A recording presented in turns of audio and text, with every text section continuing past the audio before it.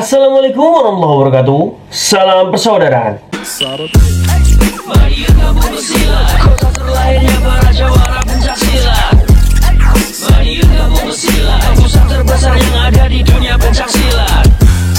Mari kita bersila, sempat berkembang pesatnya olahraga pencaksilat. Mari kita bersila, di sini tempat para pemberani bukan penjilat. Sungai anjing dulur-dulur, selamat pagi. Semoga hari ini menjadi berkah buat kita semua dan apapun yang kita lakukan. Semoga diberikan kemudahan oleh Tuhan Yang Maha Esa. Pada pagi hari ini dulur-dulur, kembali ke segmen reaction bersama Bima ANF. Dan kali ini Bima ANF ingin mengajak dulur-dulur semua untuk mereact video-video yang kembali di tag oleh dulur-dulur di sosial media Bima ANF. Jadi saya ucapkan terima kasih buat dulur-dulurku yang selalu memberikan informasi kepada Bima ANF, terutama seputar dunia pencaksilat, sehingga kita bisa terus update mengenai informasi dari dunia pencaksilat. Oke dulur-dulurku, tidak perlu panjang lebar lagi, mari kita react video-videonya. Check it out. Oke, kita menuju ke video yang pertama dulur-dulur. Waduh. Ini antara temannya yang punya kamar, yang kebetulan juga Sri Kandi, atau gimana? Tolong yang tahu lokasinya ini di mana ini, atau ini mungkin temannya siapa, bisa tulis di kolom komentar dulur-dulur. Jadi sebenarnya tidak ada yang salah dulur-dulur, tapi gimana ya, kurang etis saja ya kan. Di depan lambang Eza Teratai dia melakukan tindakan seperti ini, itu kurang etis saja. Sebenarnya tidak salah kalau bagi saya ya, kalau menurut saya itu tidak masalah seperti ini, tapi ya kurang etis saja ya kan. Seharusnya tidak di video sih ya kan, tidak di video, itu aja sih sebenarnya. Kalau di video jadinya akan menimbulkan banyak persepsi yang salah dari dulur-dulur kita. Yes, karmulah. Oke, kita menuju ke video berikutnya.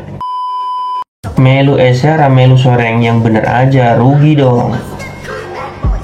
Siap. Ya. Jadi terkait konten-konten semacam ini, sebelum kita mengarah ke situ ya kan, kita jernihkan dulu hati kita ini ya kan. Tujuan kita ikut Eza Teratai itu apa ya kan? Karena komunitas itu bukan tujuan utama. Justru adanya komunitas itu adalah merangkul arus-arus bawah ini, atau saudara-saudara kita yang tidak aktif, untuk tetap tidak lupa dengan asalnya sebagai warga persaudaraan Setiati Teratai ya kan. Tidak lupa dengan jati diri atau statusnya sebagai warga persaudaraan Setiati Teratai. Tapi kalau dia sudah jelas-jelas teratenyel, atau dia ini adalah orang Eza Teratai, fanatiknya terhadap Eza Teratai, kok akhirnya malah ikut komunitas, itu yang justru dipertanyakan ya kan. Harusnya dari komunitas aktif di organisasi, bukan dari organisasi justru malah menghidupkan komunitas. Ini konsepnya udah terbalik, udah salah dulu. Jadi udah di luar tujuan dari komunitas itu sendiri. Oke, tapi kembali lagi ke menurut dulu semua sih. Oke, kita menuju ke video yang berikutnya. Warga Gadungan nih. Akibat nantang pendekar part 2. Aduh, ini maksudnya gimana nih, kok sampai celananya melorot ini?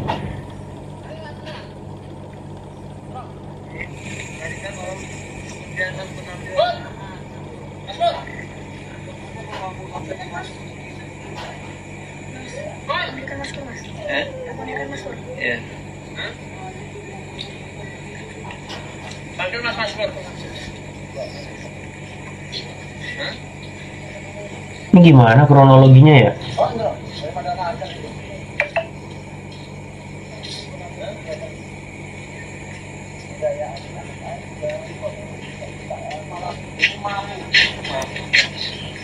Biar aja.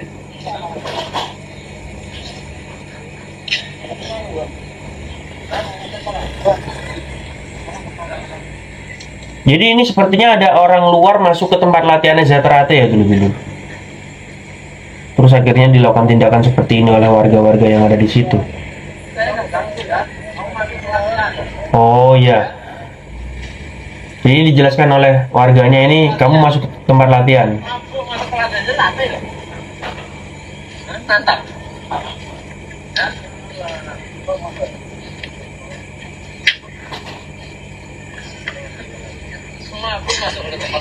Oh, udah mabuk masuk ke tempat latihan.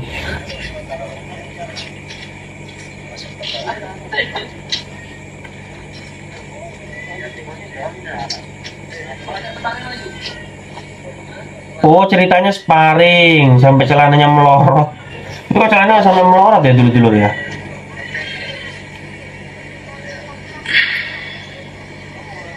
Jadi dalam kejadian ini sebenarnya warganya tidak melakukan tindakan main hakim sendiri ya dulu-dulu, jangan salah paham ya. Ini jadi ceritanya ini setelah sparring ini. Jadi sambung lah.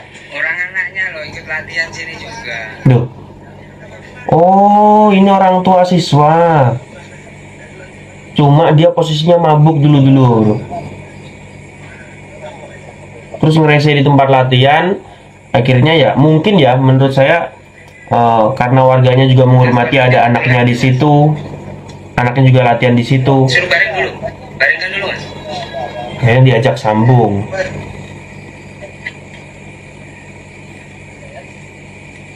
Jadi warga situ ya ini ya.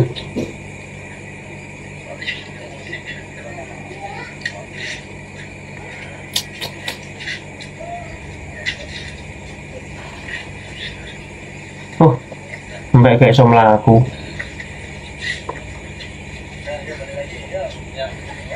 Ini terhitung warganya masih tenang ya dulu-dulu ya. Kalau ketemu yang arogan-arogan, waduh, nggak tahu nih. Oke, kita tanggapin sedikit ya. Yang pasti warga-warga PSHT yang ada di situ tidak akan mungkin bertindak bodoh ya kan, bertindak melebihi batas. Apalagi yang dilawan ini adalah masyarakat situ, yang secara otomatis apabila mereka salah dalam melakukan tindakan, bisa-bisa yang terancam ini adalah tempat latihannya ya kan. Warga situ pasti tidak akan mengizinkan mereka latihan di situ. Jadi tidak mungkin kalau misalnya tadi orangnya tahu-tahu mabuk masuk ke tempat latihan langsung diajar begitu saja. Itu saja sudah fatal ya kan.